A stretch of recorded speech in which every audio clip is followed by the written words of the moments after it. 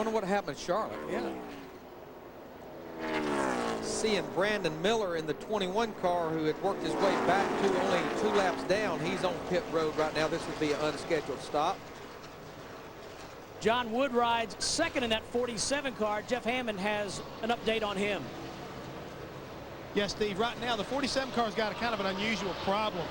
He can't hear his crew chief, Jay Guy. He can hear the spotter up on top of the scoring tower, but he can't hear the crew chief. And right now that's kind of presenting a problem because they'd like to try to perform, you know, to talk about a little bit of strategy here late in the race. But Andy Hillenberg is the only guy that he can hear right now. That is the spotter, which is very important, but we have to make any more immediate or type of decisions toward the end of the race. Jay Guy may have to do something through the spotter, which may take a little bit longer to get everything relayed to who it needs to be. Well, I think, Jeff, the big question mark on my mind, and right now this race somewhat has a little bit of a green flag look to it with 47 laps to go. Remember, John Wood stayed out on that last caution, but we made note that he was on pit road at lap 139, 86 to go. That's right there in that window of a full fuel run.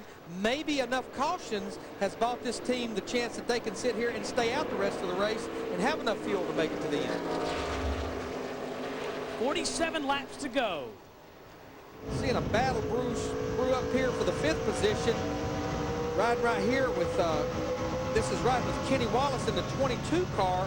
Now Tyler Walker in the 38 car, remember he's a lap down, but Shane Mill, a little contact about a lap ago, but Shane Mill in the 32 car is starting to catch him. Take a look at what happened.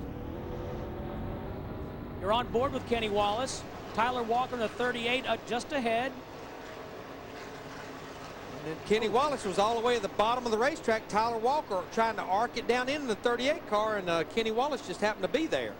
Very close call for Kenny Wallace, the 22 car sitting there running in the 5th position. Good run. You can see a little bit of damage on the right front fender, but hopefully that will not affect this race car.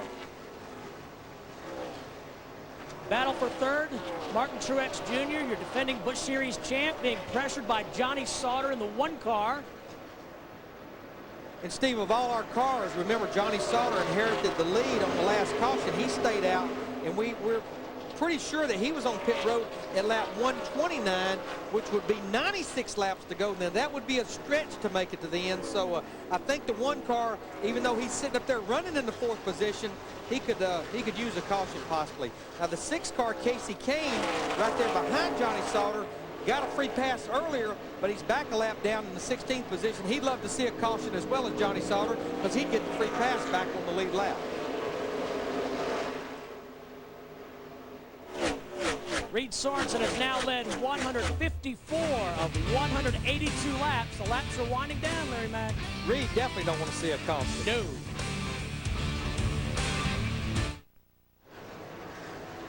Reed Sorensen has led 159 of 187 laps, but let's take a look back at last year's wild finish here at Nashville.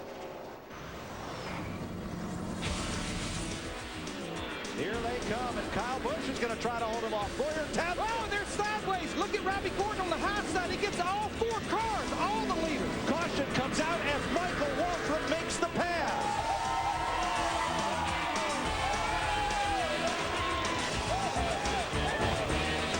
And Michael Waltrip said, "Thank you very much, boys." Yeah, sitting back there running in 6th, just minding his business.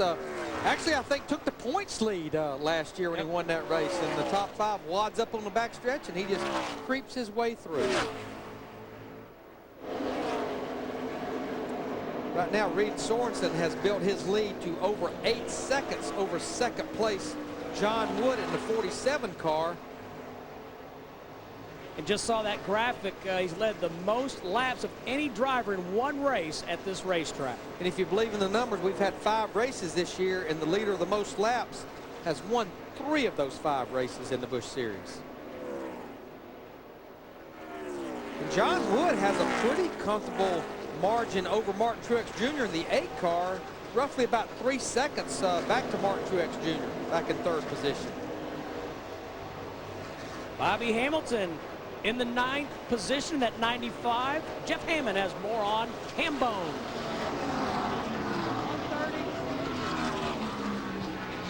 After going a lap down early on, Bobby Hamilton, the veteran campaigner that he is, has kept tuning on that race car and slowly but surely got it faster. When they finally got that lucky dog break and got a chance to get back on the lead lap, he's making the most of it, guys.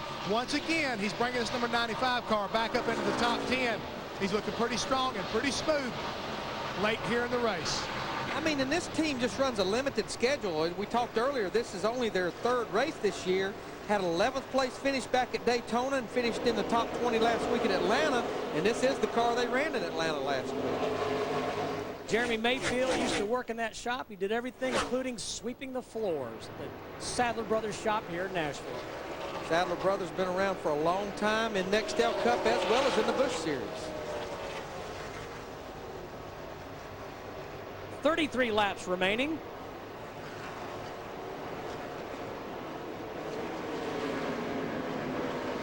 I'd say another guy who's had a great run, you look at Bobby Hamilton in the 95, is Tony Raines in the 33.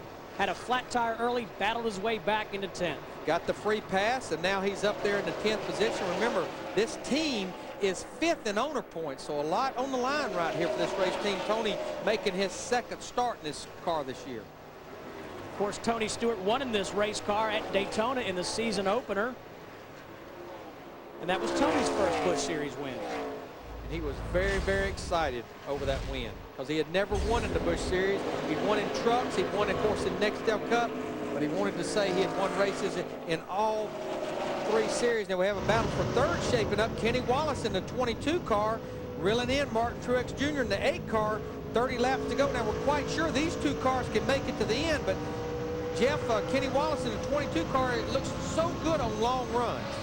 You're exactly right, Larry. And what happened was, I think it took a while for these tires to come in and get the air pressures like you needed them.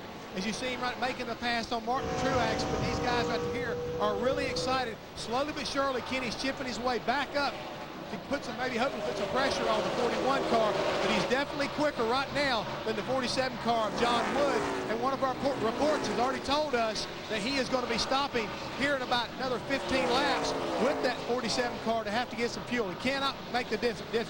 So, Jeff, even with the caution laps they've had, they do not feel like they can make it to the end, I assume. Cannot make it to the end, Larry. And you made a comment about, hey, what you got to lose? Well, they're going to push it as far as they dare. But they're also thinking about they need to make sure they make the distance. As we take a look, Martin Truex is coming on pit road with the 8 car. And remember, the last time Martin Truex was on pit road was lap 152. So it looks like maybe he's doing a little bit of a short pitting here. But based on my calculations, when he pitted, he could have made it to the end, but something must not have felt right on that car. So he's going to go at least a lap down with the 8 car. Dick Berggren. And he said right front. That's the problem with Martin Truex's car. The crew now on the right side going to replace that right front that apparently had gone down on the car. They sure did not need this pit stop. They could, in fact, have gone all the way to the end. They're going to take 4 tires. Might as well, given the situation they're in. And they had 4 sticker tires left to go. This almost certainly means that Truex's chances to win today just ended. And it just seems like, other than that win at Mexico, that luck in a lot of things just has not been on our current Busch Series champion side this year in the 8 car. 27 laps between Reed Sorensen and his first NASCAR Busch Series victory. Hope you're having a great Easter weekend. You're watching FX.